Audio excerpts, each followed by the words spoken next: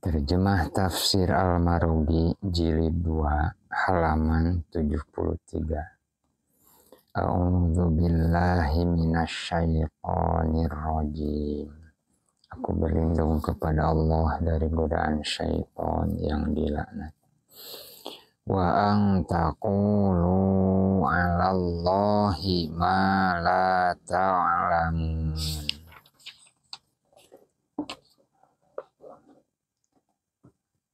Syaitan juga selalu menganjurkan kepada kalian untuk mengatakan persoalan agama yang kalian tidak mengetahui.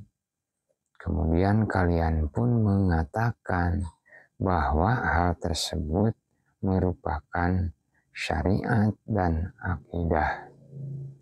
Atau kalian mengatakan bahwa hukum sesuatu itu halal, padahal asalnya haram, atau sebaliknya, mengharamkan sesuatu yang seharusnya halal.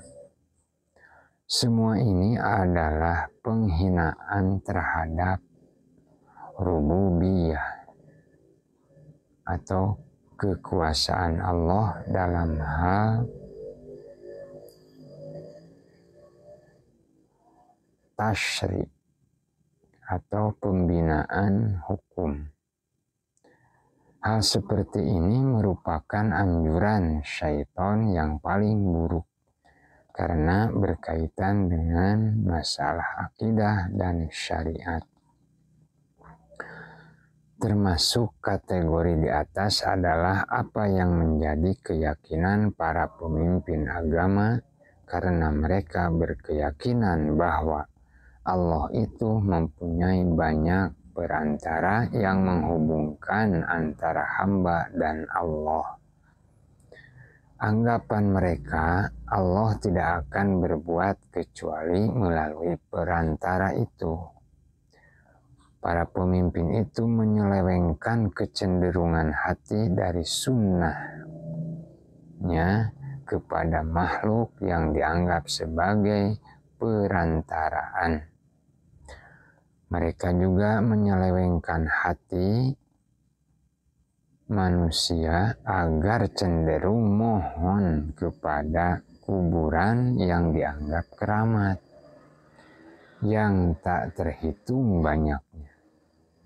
Bahkan mereka menyelewengkan para hamba sahaya yang tidak mempunyai kekuasaan apa-apa.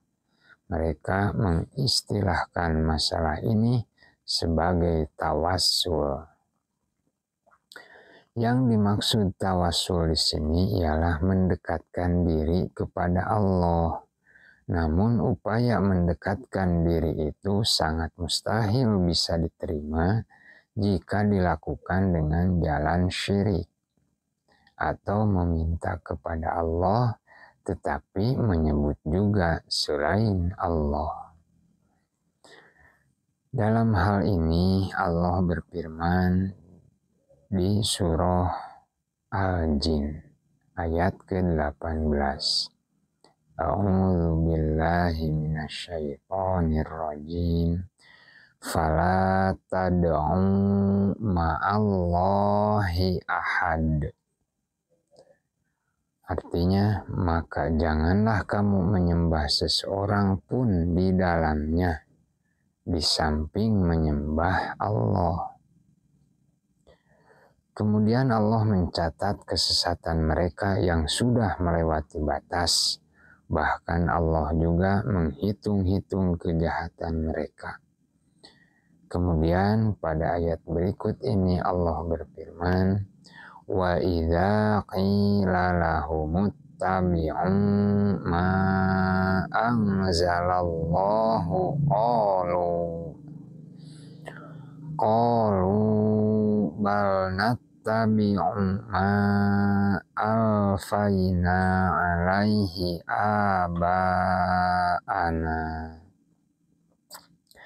Artinya, apabila dikatakan kepada orang-orang yang mengikuti jejak syaitan tadi, yakni kaum musyrik, hendaknya kalian mengikuti apa-apa yang telah Allah turunkan kepada Rasul berupa wahyu ilahi, dan janganlah kalian mengikuti petunjuk selain petunjuk Allah, yakni dengan cara taklid. Mereka akan menjawab, kami tidak mengetahui melainkan apa yang telah terbiasa kami jumpai dilakukan oleh pembesar dan syekh-syekh kami, yakni yang telah terbiasa dilakukan oleh nenek moyang kami. Kemudian Allah menyanggah alasan mereka yang tidak berdasar itu, sekaligus menelanjangi pendapat-pendapat yang di luar kontrol. Allah berfirman dalam lanjutan ayat berikut ini, awalau kana aba'uhum la ya'qiluna syai'aw wa la yahtadun. Artinya, apakah mereka juga akan mengikuti sepak terjang yang biasa dilakukan nenek moyang mereka dalam seluruh aspek kehidupan, sekalipun nenek moyang mereka itu tidak mengetahui prinsip akidah dan cara ibadah? Atau sekalipun nenek moyang mereka itu tidak menggunakan akal dan nas di dalam menentukan akidah dan cara ibadah? Muqallid yaitu orang yang suka meniru dan paling tidak mengetahui masalah agama. Di dalam ayat di atas terdapat bimbingan dan petunjuk dilarangnya seseorang yang mampu melakukan ijtihad tapi ia bertaklid.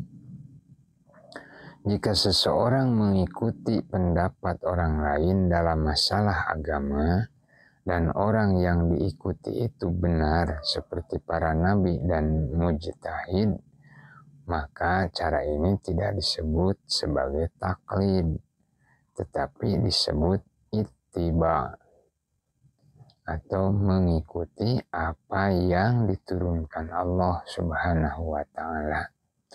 Hal ini seperti dijelaskan Allah di dalam surah An-Nahl ayat 43. A'udzu billahi minasyaitonir rajim. Fas'alu ahlal dzikri in kuntum la ta'lamun. Artinya, maka bertanyalah kepada orang yang mempunyai pengetahuan jika kamu tidak mengetahui. Orang-orang yang paling mengerti tentang persoalan-persoalan kebenaran adalah orang yang secara terus-menerus bekerja menyelidiki dan menekuni masalah agama dengan tujuan yang benar. Sebab jika orang tersebut melakukan kekeliruan, maka lain waktu sudah membenarkan kesalahannya. Dan orang yang paling tidak mengerti persoalan kebenaran adalah orang yang hanya bersikap taklid. Sebab ia adalah orang yang telah memutuskan untuk tidak mengetahui jalannya ilmu yang mengunci diri untuk tidak memahami sesuatu. Mereka ini tidak bisa memberi penilaian terhadap kebenaran. Dan sebaliknya, orang yang menggunakan akal pikiran tentu akan mengetahui mana yang benar dan mana pula yang salah. Akan halnya orang yang hanya bersikap taklid, mereka hanya akan mengetahui secara lisan, tetapi tidak mampu mengetahui permasalahan sendiri. Yang mereka ketahui hanya si Anu telah mengatakan begini, kemudian mengikutinya tanpa mengetahui apakah yang diikuti itu benar atau salah.